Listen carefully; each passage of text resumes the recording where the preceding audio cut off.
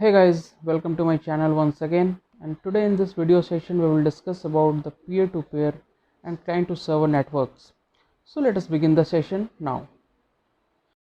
A P2P network is sometimes referred to as workgroup, is one where there is no one device that has complete control of the network and the files, services and so on that are used on the network. The term peer refers to the individuals with the same status and that applies. Every device is responsible for authenticating users and holds a security database it needs to check. This means that any user wishing to log on to that computer needs to have an account on it. That means the computers which are shown connected, every user needs to have their account on every computer. If a user changes his password on one of the computers, then the password will get changed on only one computer. He needs to change his password on all the computers which are connected separately. So this is referred to as decentralized administration.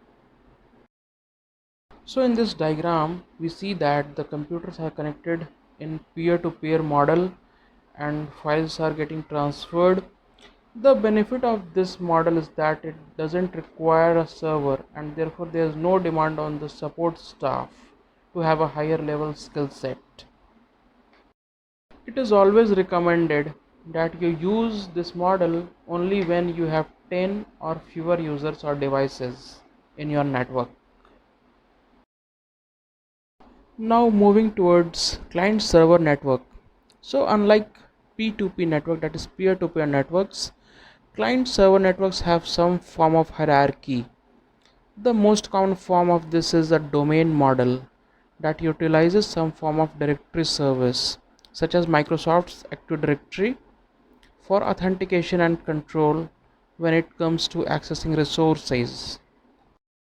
This model provides centralized administration.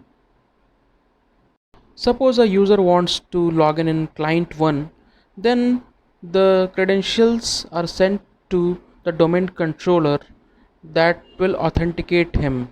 Likewise, he would like to log in on client 2, client 3, client 4, then the similar process will happen and he will be able to log in. So if a user changes his password on one of the client machines, then his credentials will be sent to the domain controller and henceforth he will be able to log in any of the client machines with the same credentials.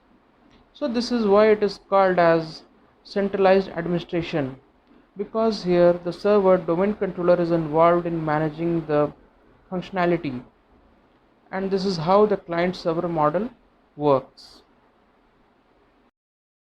Thank you for watching this video. I do hope you have must learned the new concept. So please post your queries in the comments and I would definitely respond. Let's meet with the new topic in another session. Till then, goodbye, take care.